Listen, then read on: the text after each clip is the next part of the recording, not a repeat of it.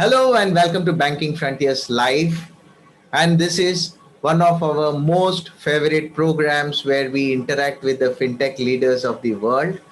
And today I'm going to have an interesting conversation with Mr. Nir Netzer, who is the head of Israeli Fintech Association. Let us learn some things from Nir about the fintech ecosystem in Israel and the way forward for the fintechs. Nir, welcome to Banking Frontiers Live. Hello, hi Babu. Thanks for having me. Great to be here with you. Thanks, Nir. So let's start going on to the conversation. Nir, we would like to understand a little bit about the fintech ecosystem right now in Israel. What kind of companies are today there? The composition of what is bootstrap vis-a-vis growth stage or scale-up companies, and what are the key technologies that are the important ingredients of the fintech ecosystem there? Okay, great. Uh,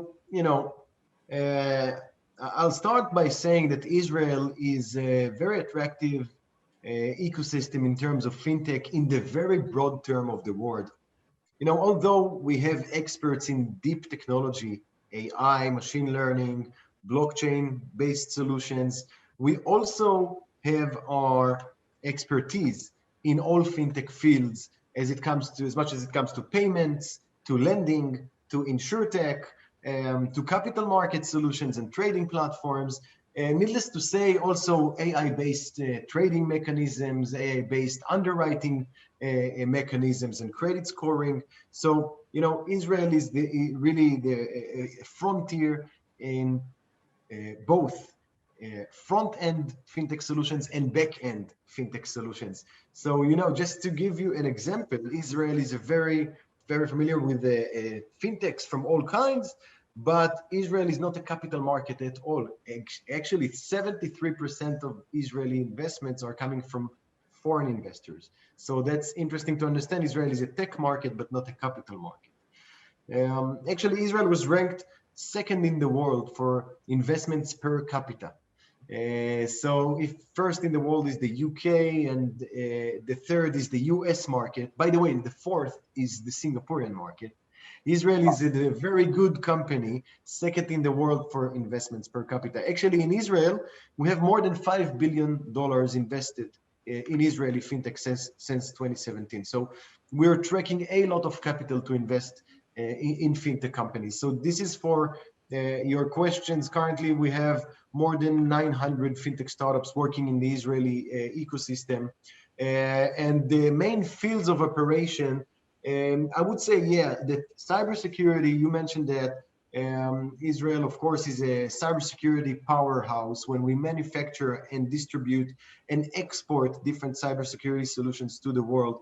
So, under cybersecurity segment, we see anti-fraud, authentication, identification, identity theft, identity management solutions for the financial industry. And it doesn't matter if we're talking about the banking industry or the insurance industry, if we're talking about the investment industry or credit card bureaus from all kinds, these are financial players that are adopting these cybersecurity solutions that are manufactured especially for them. So if in 2020 we had $1.7 billion invested in Israeli fintechs, I would say that almost 900 of it, more than a half, was invested in payment solutions, and almost $500 million, about a third, a bit less, were invested in cybersecurity-based solutions and anti-fraud-based solutions. By the way, the rest was invested in insurtech and in lending.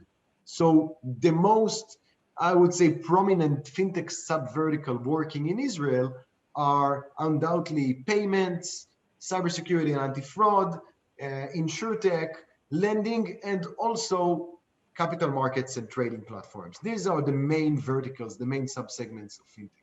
Fantastic, fantastic. I think that's a very good overall perspective of how this market is looking at. And I'm sure that the world is looking at Israel, especially from the security and payments perspective, because these are the two most important areas where Israel has always showed its tech powerous to the market.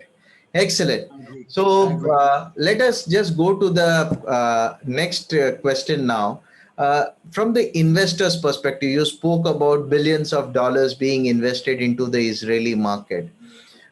In the last 1 year, we have all seen a reimagining of everything, including the investments. Has there been any major change amongst the mentality of the investors and the type of investments that are happening on buy versus invest versus merge versus whatever it is? Any interesting insights on that area? Yeah, I would say that at the beginning of 2020, when the COVID-19 situation started, so I'm not talking about the first quarter. I'm talking about the second and third quarter. So investors, they were focused on follow-on investment, on growth stage companies, on mature companies.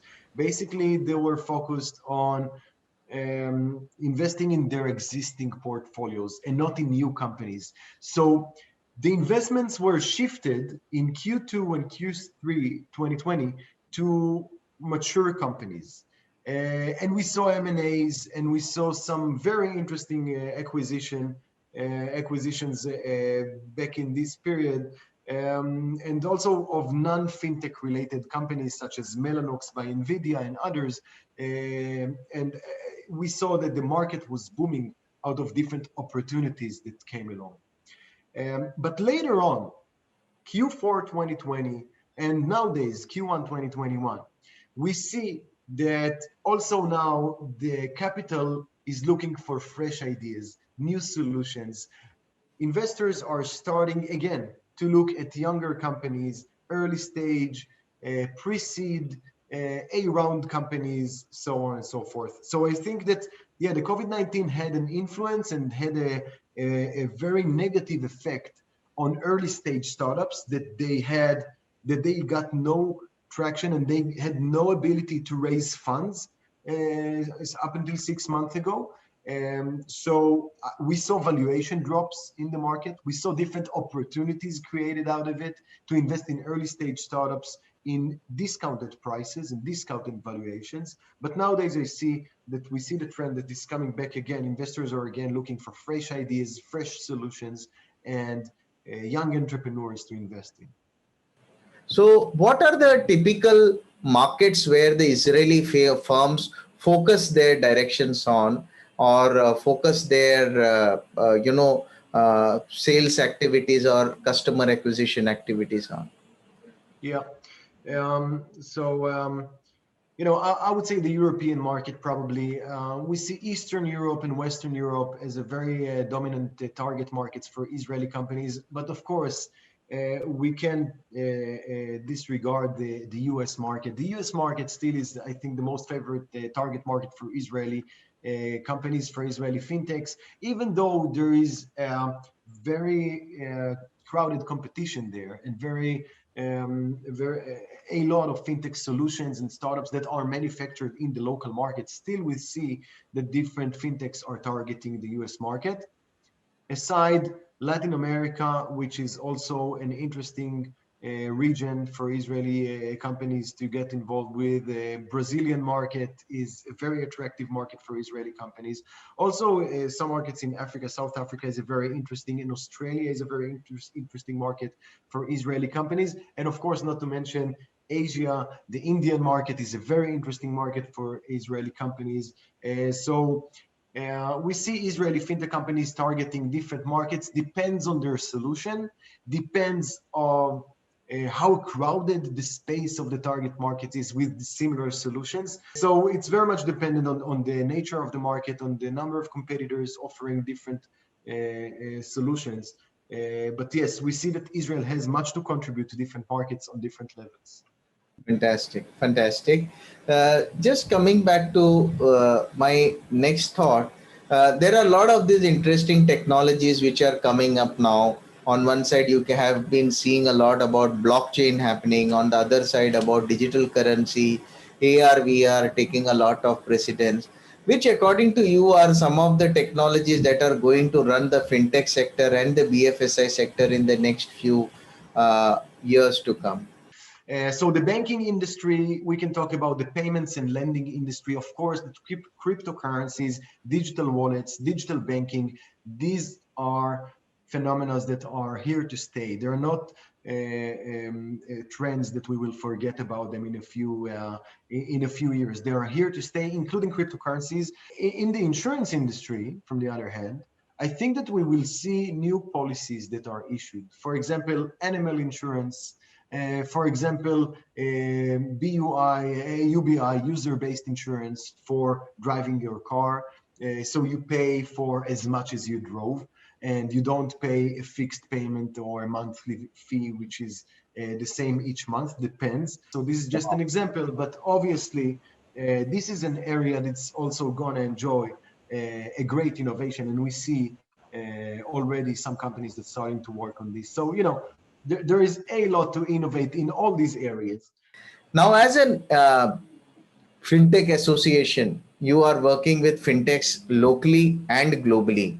How are you facilitating global fintechs to take advantage of your ecosystem in Israel, and how are you helping the local ecosystems to promote themselves in other countries?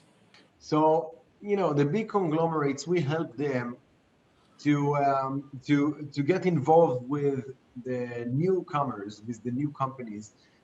When we help companies like PayPal and Finastra and different other giants, including AWS and some non-fintech players, to scout for their different technologies, for different innovations, and to adopt these innovations in their day-to-day operations.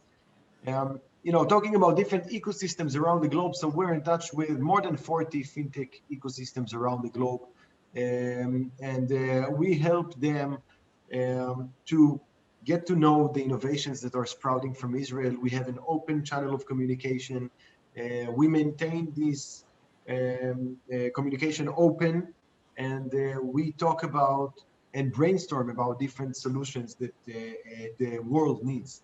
So in terms of keeping the activity running and keeping the deal flow running, I think we're doing a decent job with connecting different players around the globe one to each other. Yeah, Israel is definitely a place that the big giants and meaningful players of the world are looking to develop their solutions in. Fantastic. That was very insightful, Nir. And of course, we should have more opportunities to have conversations. So I would like to end my existing conversation here. Thank you very much, Mr. Rabu and team.